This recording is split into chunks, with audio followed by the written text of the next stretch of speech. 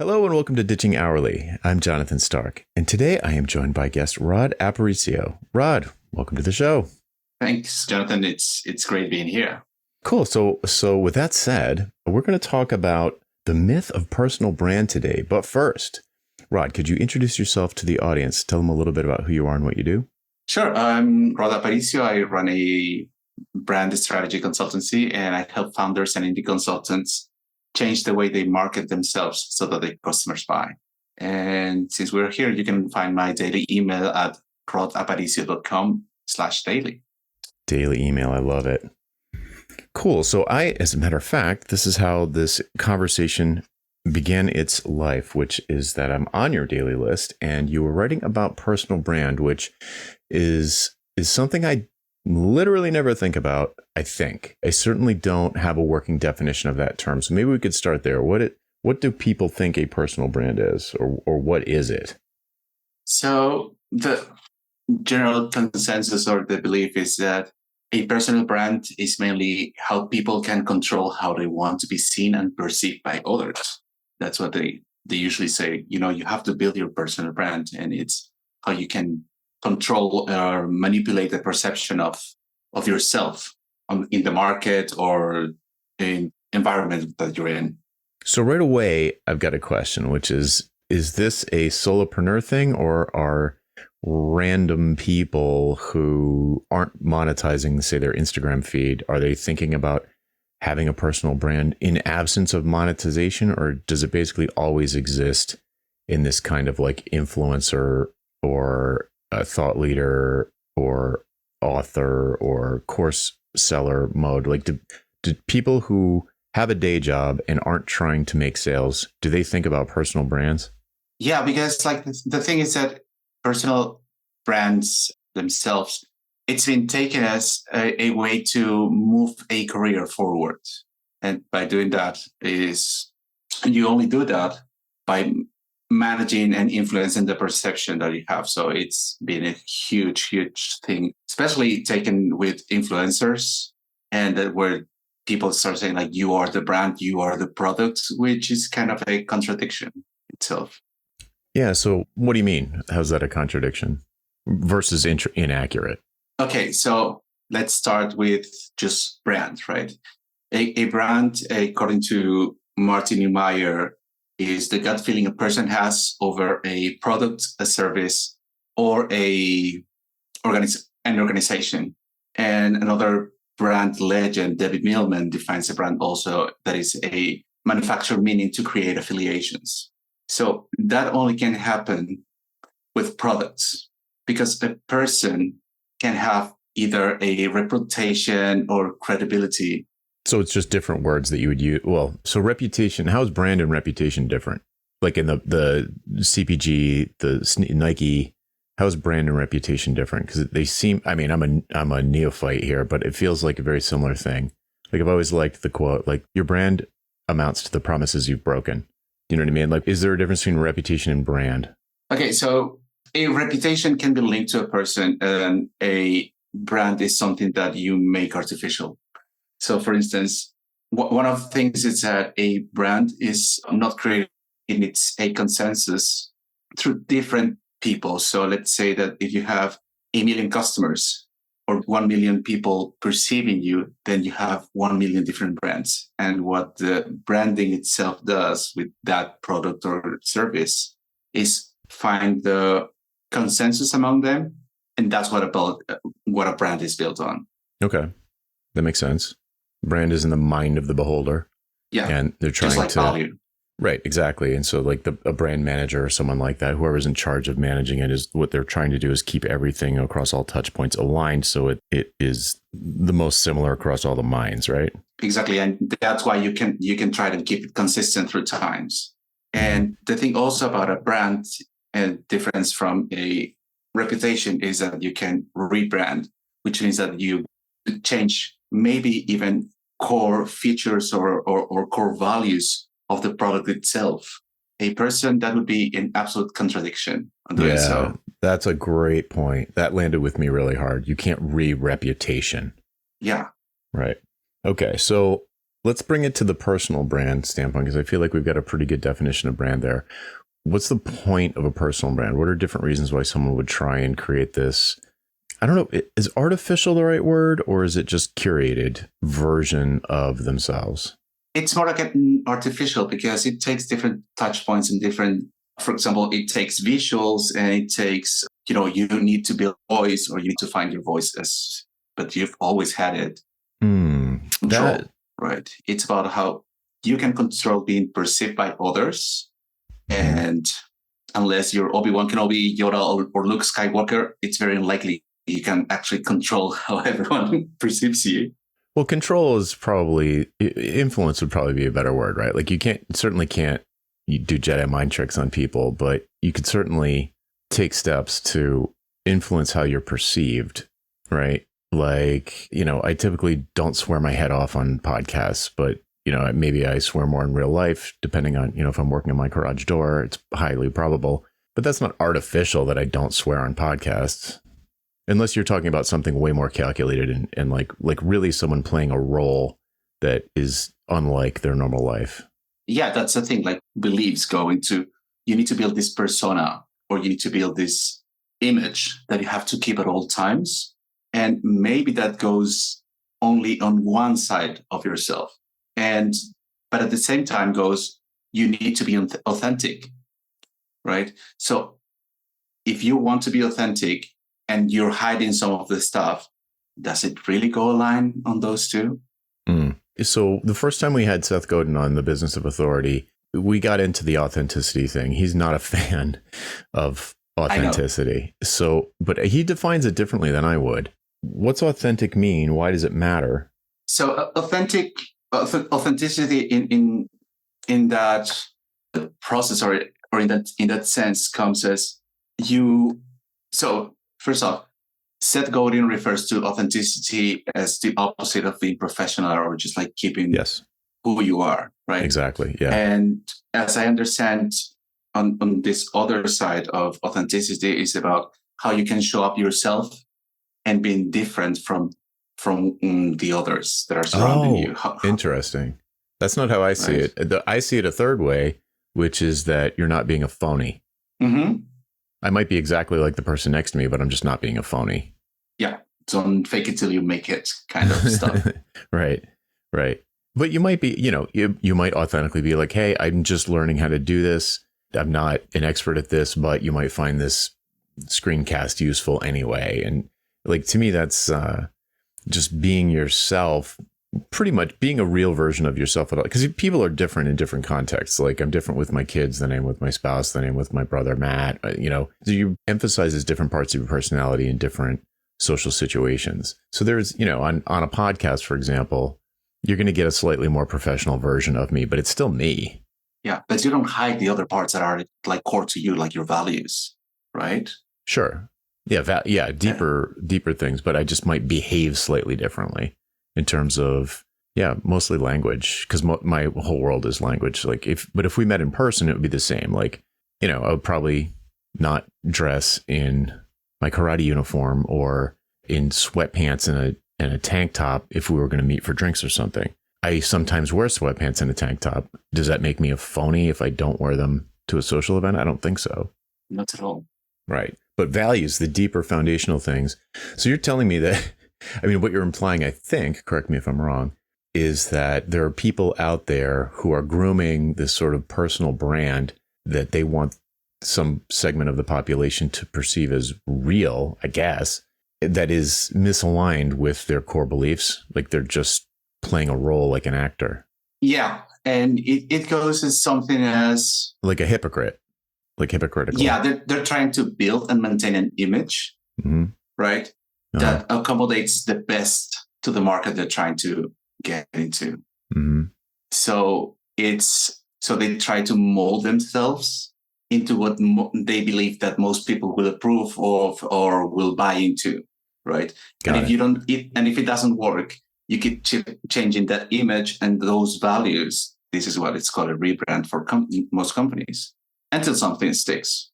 Right. So it's kind of a mercenary approach. I have the same kind of I mean, whatever. If somebody wants to do this, that's fine. They're just going to be like a straight up entrepreneur, sort of lurching from opportunity to opportunity, just like a gambler might. I mean, that can work. People do it successfully. It seems like luck, and it doesn't seem like the kind of life I would want to lead, but it could work. But what you're raising is, it's like when there's an individual, because we're talking about solopreneurs, right? Like these are people who maybe they've got assistants and stuff like that. Like if they've become successful, or even people who are employed. Okay. So because they also talk about like this personal brand. You need to be your personal brand so you can advance your career. You can have like better opportunities.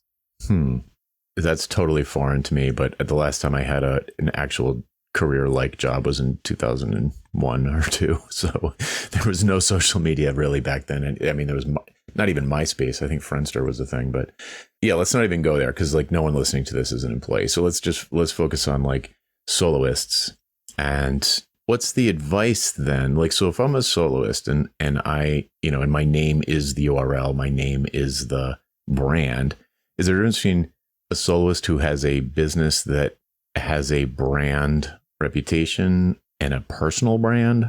Okay. So here it can go many ways, right? Because a person can build a reputation, and reputation comes from trust. And trust comes as, you have either you have the competence, you keep your promises on one side, and you also can have a brand that has your name on it. However, it doesn't make you a brand, the person. So for instance, Jonathan Stark, you have jonathансtark.com. If somebody comes and says, I will buy your brand, jonathансtark.com, and you sell it for whatever money you want, you don't stop being you because somebody else owns the name. You keep being yourself. It's the person, it's not the brand. So that would be the first. Well, let's say it like this. There's a person and there's a business. So there's a person and there's, in my case, a company. Yeah. You're not going to sell the person, but you are going to sell the company. Let's say you did. I did sell the company.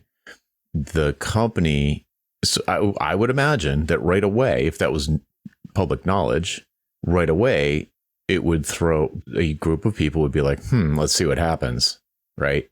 Like when somebody gets acquired, when a startup gets acquired by Google, it's like, they're dead, So does the reputation really, it feels like both are at play. It feels like there's two components there.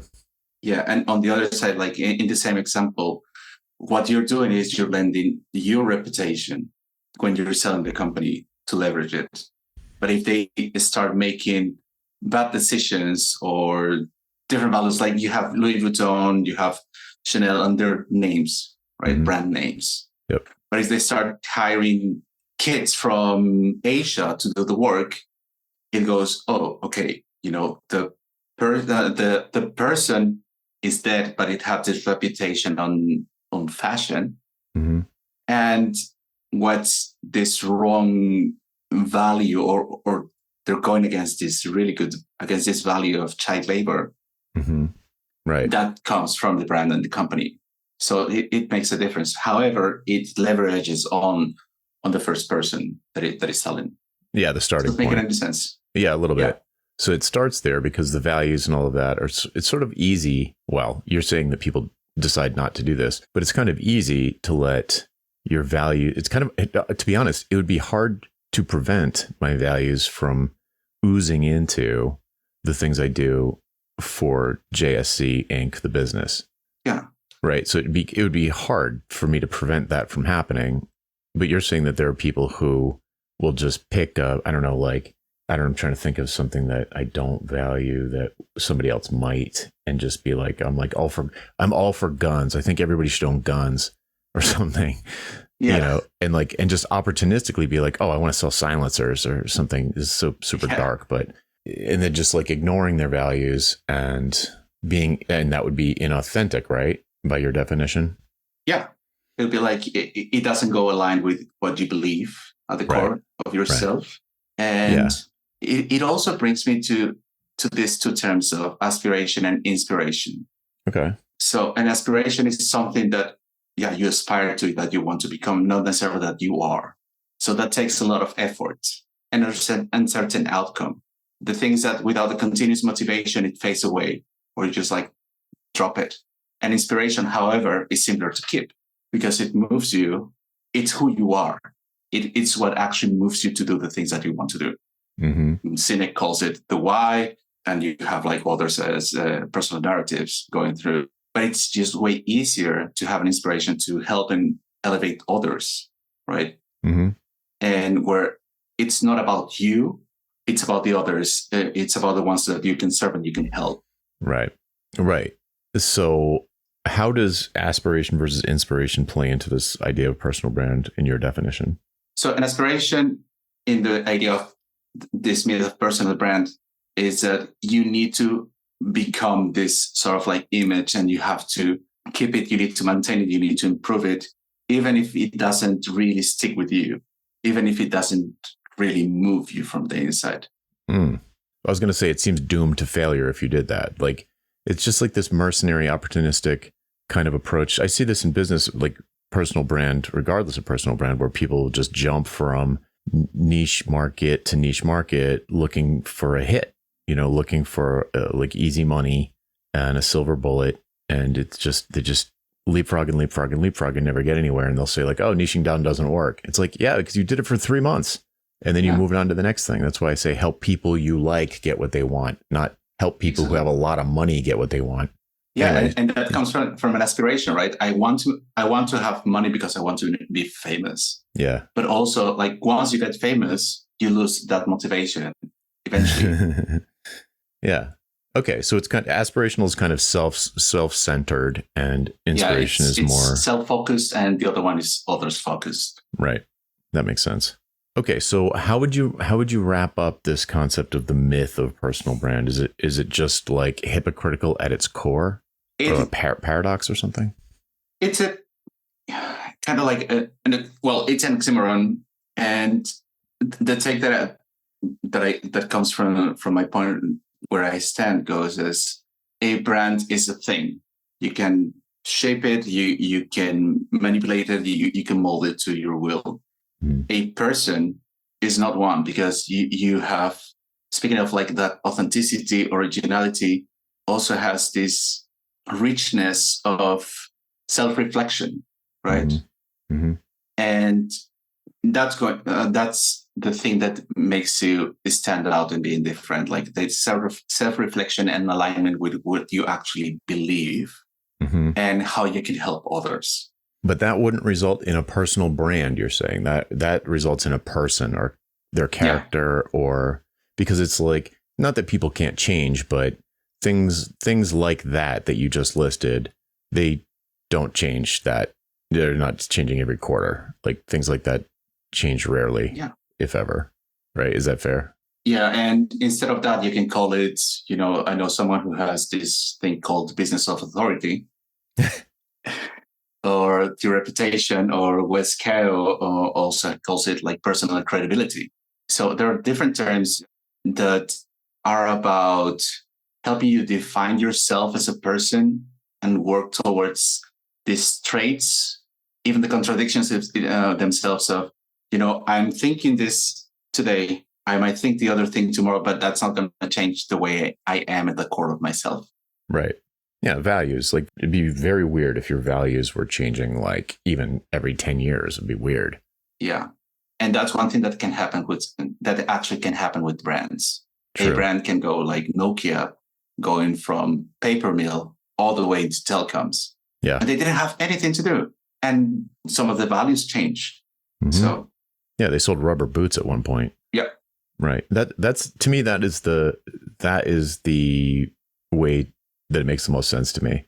It wouldn't be weird or unusual for like a brand, a true company, to pivot. It's like, there's a word for it, right? I mean, they're pivoting. So they're going to different strategy, different brand, different branding, different everything. It makes total sense. It doesn't come across as, I mean, their existing customer base might feel a little not cheated, lied to, not used. I don't know. They might not be super happy about it, but probably they don't care because that's probably why they're pivoting because the old brand isn't resonating anymore. So they probably don't care. And they're going to move into a new thing. There's this new big tidal wave of opportunity. Let's call it telecommunications strategically. I don't know who said this. It might've been Gary Vee that said something like, or it could have been Seth Godin actually. If Bradley's, which you probably never even heard of, if Bradley's opened a coffee shop, you know, do you know what it would be like? The answer is no. But if Nike opened a coffee shop, can you imagine what it would be like? And the answer is probably yes. Mm-hmm. Even though it has nothing to do with sneakers, right? But you could imagine what they would do if they were opening coffee shops, because the brand has a sort of predictability to it, a level of quality, a worldview, all of that stuff. But like you said, if Nike decided to change and go, like the values didn't, I mean, the values could change, but my assumption is that they wouldn't. They're just going to express them in the world in a different way, you know, through, I don't know, like energy drinks or something, you know, like whatever.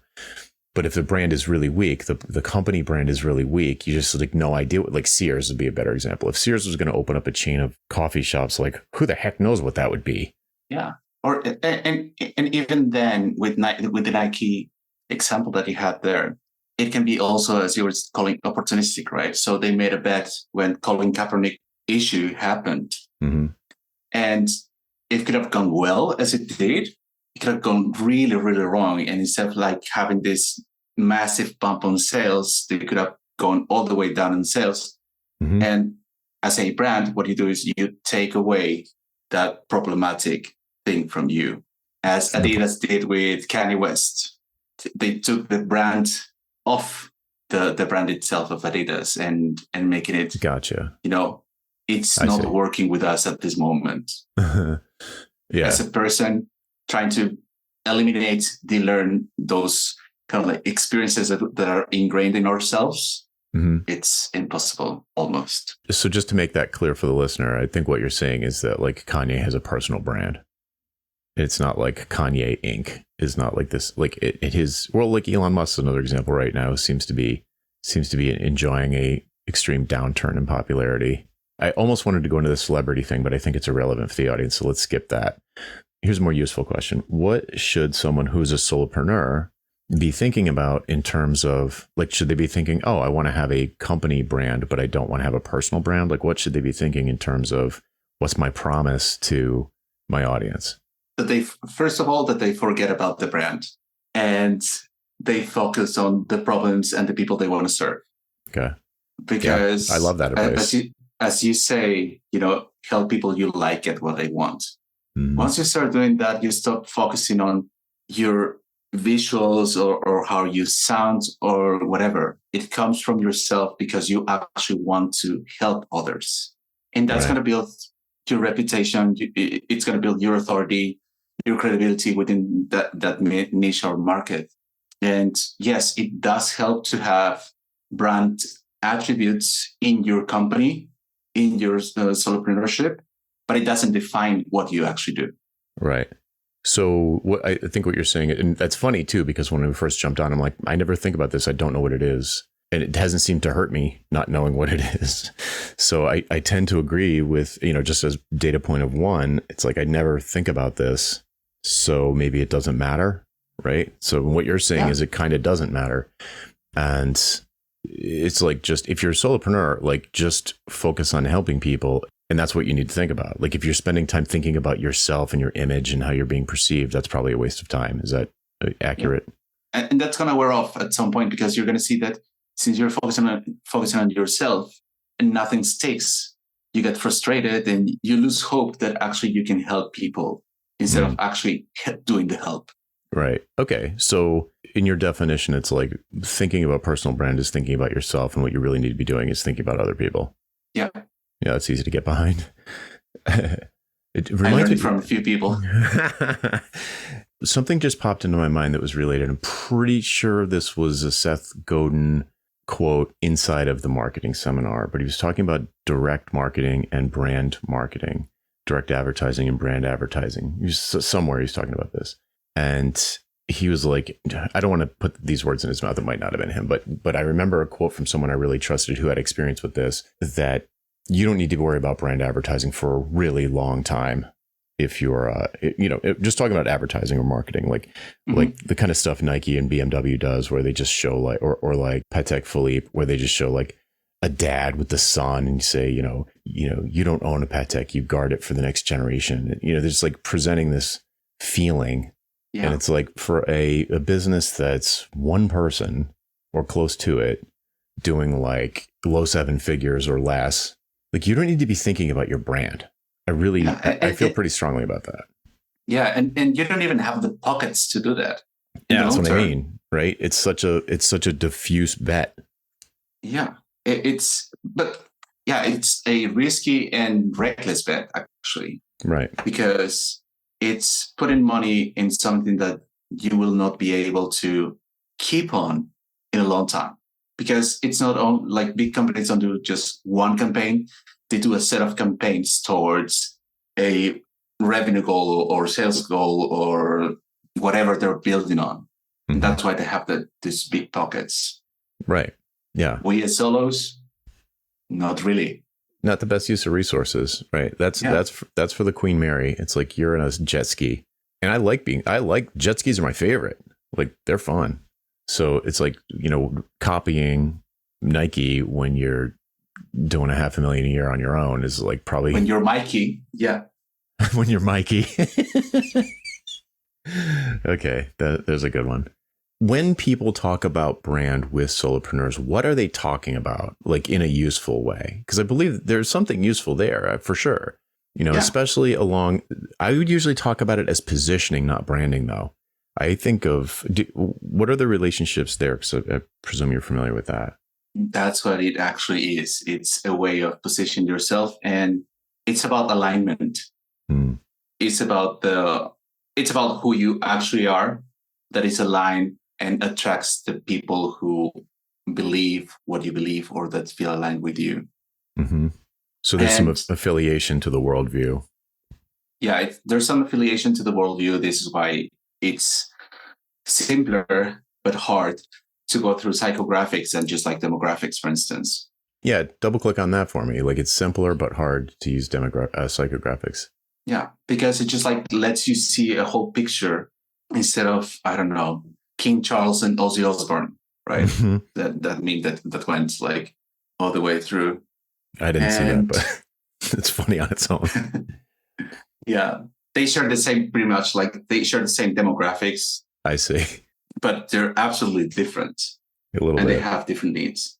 Yeah, and when people are talking about a brand, which is not a personal brand, it's about like having that alignment so that the customers or the ideal customers can make a more informed and simpler decision of, oh, okay, this is interesting. Mm-hmm. Now I can start talking to you. And it doesn't say stench of desperation also. Yeah, right. All right. This is making sense. So for the soloists and the other folks that are probably listening to this, it makes more sense to think about the positioning of your business or your individual offerings than it does to think about your personal brand and being like some kind of like phony baloney version of yourself that you think is going to make you an influencer on Instagram. And then, then the money will start rolling in when shampoo companies want you to promote their products. Yeah. It's like a whole different approach. Because the thing about positioning, if done in the way that I like to do it, it's inherently the most important pieces of it is like who you help with what. It's very much oriented around the party, the buyer, what their expensive problem is. And another key piece of it is how are you different from the other people that help with the same thing? So there's differentiation in it. There's an ideal buyer or a target market in it. There's an expensive problem that they're trying to resolve that you can help them with. And then like the piece that, in my opinion, is the most optional, I refer to as discipline, which is your job title, basically, like business consultant or mobile strategist or whatever. It's useful to know what you're going to say when somebody asks you what you do. But to me, that's the most self-centered and it's the least useful. I think it's like the first one I would be like, it doesn't matter. Just call yourself a consultant. So all right. So that would be, that align with what you would advise someone to do? Yeah, it goes as So I believe this was David C. Baker who says that positioning is a public claim of what you might want when you're starting. And you align that with trust. And trust, in the simplest way, is you do what you said you're going to do. Those two build your credibility, build your authority. And only you can do that if you're helping people. If you focus on these other things as the core of your business, it's not the wisest use of the resources that you have at hand. Yeah, right. Yeah, right. It doesn't build credibility. It builds celebrity, if anything, right? And so then, and certainly some trust comes from celebrity. Like there's a reason why they pay LeBron James like a godzillion dollars to wear Nikes or whatever. I don't even know if he wears Nikes, but that's the idea, celebrity endorsement type of thing. And that's just like lending the trust that they have in you. Yeah, they're renting out to the a trust. company or to. Uh-huh. Yeah. Yeah. I like that as a sort of easy 2-word way to think of it. It's like celebrity versus credibility. And it's like, you don't need celebrity if you're credible. And how do you make a credible offer? By like demonstrating the outcomes that the promises that you're making, you have kept in the past. Yeah. And that leads to all sorts of good things like referrals and testimonials and case studies and all of this evidence that, you're not writing checks that won't clear, so to speak. Yeah. It's like you're trustworthy. Like, hey, I'm making, maybe this claim seems bold, but look, here's a trail of smiling clients. Yeah. It's about that. And it's not about convincing. It's not our jobs to convince, because that sends desperation and that leaves us without power in the negotiation. But as you're saying, like giving that social proof, like the testimonials or the case studies of absolutely amazed people who have worked with you. So then your clients can decide for themselves if they work for you, for them. Yep. Yeah, if it's a good fit. Yeah. Cool. This has been super helpful. I was like, I actually feel like, because I was reading your emails, you did a series of emails on this, and I'm like, I don't know if I understand this. Right. And the reason looking back on it, for your personal future reference or future emails, the reason why I wasn't understanding the emails is because I don't understand, or I have until now had really no knowledge of what even a personal brand meant. I sort of thought of it as like a company brand for a single owner business, but it's not. You're defining it, and you might not even be a business owner. It might be someone's career or something. They're trying to become famous for some. Yeah, it's like trying to become a celebrity instead of trying to make people's lives better. Yeah.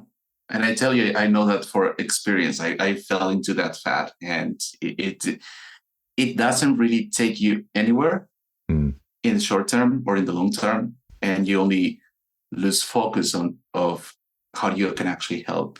And one other thing, most of the people who tell you about personal branding is because they want to sell you personal branding services. So. Right. Yeah, it's almost like, reminded me a little bit of getting like musicians that get famous for a song that they don't even like, and then they sort of end up trapped in it. So like, it probably is not going to lead you anywhere. But if you're the one in the million who your personal brand takes off, but it's not you, then you're trapped. Like that seems like torture. Yeah. Or even worse, you change what you believe into a rebranding, and then everyone who was going for you this one song actually hates you now. Right. Instead of just not knowing who you were.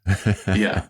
Yeah. No, you're or just not caring. Right. Yeah. Right. You're a sellout now. Oh man. Well, this has been good. Are there anything else that I should have asked?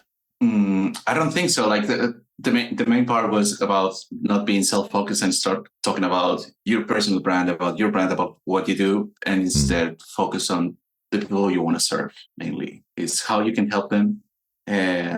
Get what they want. Perfect. Some wise man said. Well, this has been great. Where can people go, Rod, to maybe sign up for your mailing list or find out more about what you're doing? It's actually at rodaparicio.com/daily. Yes. And they'll find there, and they'll find how to get a tip, a question, or a belief challenge that just might change the way they market themselves so that their customers buy. Perfect. Great. Well, I'll put a link in the show notes. Definitely check it out, dear listener. All right, Rod, thanks again. Thank you. It's been amazing. All right, folks, that's it for this week. I hope you join me again next time for Ditching Hourly. Bye.